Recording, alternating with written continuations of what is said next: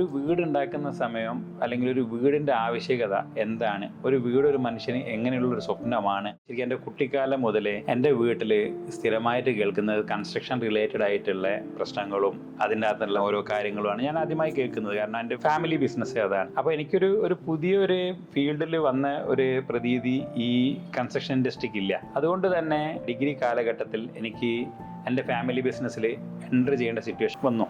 എൻ്റെ ഡിഗ്രി ഞാൻ BSc mathematics ആയിരുന്നു ചെയ്തത്. അതിനുശേഷം ഞാൻ കമ്പ്യൂട്ടർ അപ്ലിക്കേഷനിൽ മാസ്റ്റേഴ്സ് ചെയ്യാണ്ടായി. പക്ഷേ ഇതൊക്കെ ചെയ്താലും പിന്നീട് ഞാൻ അച്ഛൻ്റെ കൂടെ ബിസിനസ്സിൽ സിവിൽ എഞ്ചിനീയറിംഗ് റിലേറ്റഡ് ആയിട്ടുള്ള ബിസിനസ്സിൽ ഞാൻ എൻ്റർ ചെയ്തു. അങ്ങനെ എൻ്റർ ചെയ്ത സമയത്ത് ആ പീരീഡ് തന്നെയായിരുന്നു എനിക്കൊരു വീടുണ്ടാക്കേണ്ട ഒരു വർക്ക് മുന്നോട്ട് പോകേണ്ടായിരുന്നു. അപ്പോൾ എനിക്ക് മനസ്സിലായി, ഒരു വീടുണ്ടാക്കുന്ന സമയം അല്ലെങ്കിൽ ഒരു വീടിൻ്റെ ആവശ്യകത എന്താണ്, ഒരു വീട് ഒരു മനുഷ്യന് എങ്ങനെയുള്ളൊരു സ്വപ്നമാണ്. അങ്ങനെ കാര്യങ്ങൾ മനസ്സിലായപ്പം കൺസ്ട്രക്ഷൻ ഇൻഡസ്ട്രിയിൽ ഈ വീടിൻ്റെ അതേപോലെ റെസിഡൻഷ്യൽ ഡെവലപ്മെൻറ്റ് ഇമ്പോർട്ടൻസ് മനസ്സിലാക്കി ആ രീതിയിൽ ഡെവലപ്പ് ചെയ്താലോ എന്നുള്ള ചിന്തയിൽ ഇൻഡിവിജ്വൽ ഹൗസസ് ഉണ്ടാക്കാൻ തുടങ്ങി. അവിടുന്നാണ് ശരിക്കും ലാൻഡ്മാർക്കിന്റെ ആരംഭം. സിറ്റി മേഖലയിലേക്ക് വന്നപ്പം ശരിക്കും ഇൻഡിവിജ്വൽ ഹൗസസിന് നല്ല പ്രാധാന്യം. അവിടെ പ്രാധാന്യമുള്ളത് സ്ഥലത്തിന് വില കൂടുതലുള്ളതിനെ കൊണ്ട് അപ്പാർട്ട്മെന്റുകളാണ്. അപ്പോൾ ആ അപ്പാർട്ട്മെന്റ് ബിസിനസ്സിലേക്ക് നമ്മൾ പിന്നീട് റീ എൻട്രി ചെയ്യാൻ ഉണ്ടായത്.